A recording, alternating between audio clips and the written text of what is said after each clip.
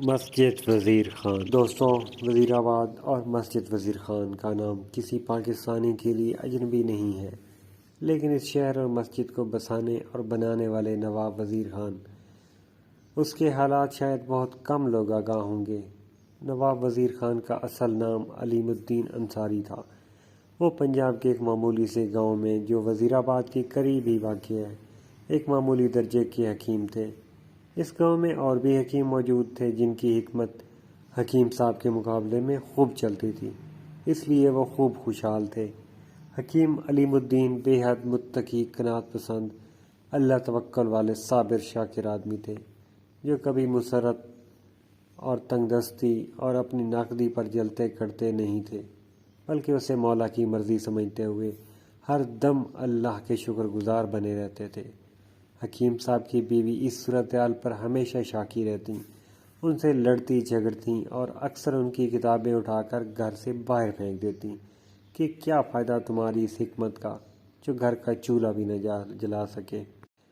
نیک دل حکیم صاحب جواباً بیوی سے الجھنے کے انہیں صبر شکر کی تلقین کرتے، اچھے دنوں کی امید دلاتے جو آ ہی نہیں رہے تھے۔ ایک مرتبہ حکیم صاحب کے گھر کئی دنوں تک چولہا نہ جلا، ان کے خاندان پر فاقے گزرنے لگے اور ان کی بیوی کے طانے دراز ہوتے گئے، تو حکیم صاحب شدید عارضگی کی حالت میں گاؤں کی مسجد میں جا کر بیٹھ گئے۔ وہاں انہوں نے نماز عشاء ادا کی اور گھر جانے کے بجائے وہیں رک گئے۔ نماز تہجد کے وقت انہوں نے اٹھ کر وضو کیا، نماز ادا کی اور اللہ کے حضور سجدہ ریز ہو کر رونے گڑ گڑانے لگے کہ بار الہی، میری ایسی ناقدری کیوں، میری ایسی قدر ناشناسی کا شکار کیوں ہوں۔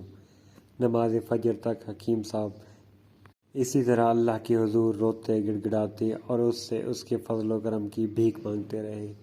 پھر جب انہوں نے سجدے سے سر اٹھایا تو سجدے کی جگہ ان کے آنسوں سے بھیگ چکی تھی۔ ان کا دل بے حد مطمئن تھا اور ایک طرح کا روحانی سکون محسوس کر رہا تھا۔ اس دوران میں دوسرے نمازی بھی مسجد میں آنا شروع ہو چکے تھے۔ حکیم صاحب نے ان کے ساتھ نماز فجر ادا کی اور گھر آ گئے۔ انہوں نے سوچا تھوڑی دیر سو لوں، پھر جا کر اپنا مطب کھولوں گا، لیکن اس وقت گھر کے دروازے پر دستک ہوئی۔ انہوں نے جا کر دروازہ کھولا تو باہر ایک سپاہی کو کھڑے پایا۔ اس نے ان سے کہا کہ ان کا لشکر کا سپہ سالار شدید پیٹ بھر درد میں مبتلا ہے، وہ چل کر اسے دیکھ لیں۔ حکیم صاحب سمجھ گئے کہ سالار در حقیقت درد کلنج میں مبتلا ہے۔ انہوں نے ضروری دوائیاں ساتھ لیں اور سپاہی کے ہمراہ لشکر گاہ پہنچ گئے۔ سپہ سالار اپنے خیمے میں بستر پر پڑا بری طرح درد سے تڑپ رہا تھا۔ حکیم صاحب نے اسے اپنی دوا استعمال کروائی۔ تھوڑی دیر میں اس کی حالت سنبھلنی شروع ہوئی، یہاں تک کہ اس کا درد جاتا رہا اور وہ بستر پر اٹھ کر بیٹھ گیا۔ اس نے حکیم صاحب کا شکریہ ادا کرنے اور ان کی حکمت کو سراہنے کے ساتھ انہیں اشرفیوں کی ایک تھیلی بھی دی۔ حکیم صاحب اللہ کی اس مہربانی پر ممنون و مشکور، مسرور، شاداں اپنے گھر واپس آ گئے۔ انہوں نے اپنے اہل خانہ کو تمام قصہ سنایا اور انہیں اشرفیوں کی تھیلی دکھائی اور کہا کہ انہیں اپنا گاؤں چھوڑ کر کسی دوسرے بڑے شہر چلے جانا چاہیے، وہاں وہ اپنا مطب کھول لیں، ممکن ہے وہاں ان کی حکمت خوب چل نکلے۔ ان کی بیوی نے ان کی اس تجویز کو پسند کیا، چنانچہ یہ طے ہوا کہ چند دنوں بعد وہ رخت سفر باندھ کر کسی بڑے شہر روانہ ہو جائیں۔ لیکن اسی شام لشکر کے سالار کی طرف سے ایک سپاہی اس کا پیغام لے کر پہنچ گیا کہ حکیم صاحب فوراً اپنا رخت سفر باندھ لیں اور اپنے خاندان کے ساتھ لشکر کے ہمراہ دارالحکومت آگرہ چلنے کے لیے تیار ہو جائیں۔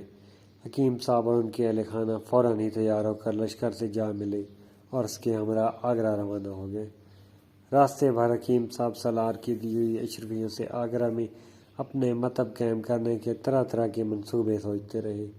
انہوں نے فیصلہ کیا کہ آگرہ جا کر وہ جس مقام میں رہائش اختیار کریں گے، اسی کے ایک حصے میں اپنی دکان حکمت کھول لیں گے۔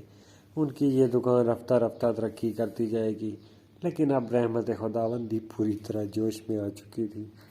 حکیم صاحب کی اللہ کے حضور سجدہ ریزی اور گریہ زاری نے عرش الہی کو ہلا دیا تھا۔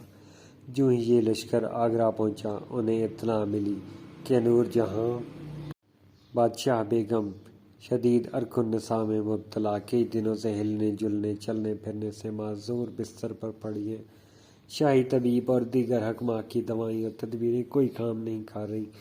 یہ اطلاع پاتے ہی نوارد لشکر کا سالار شہنشاہ جہانگیر کی خدمت میں حاضر ہوا۔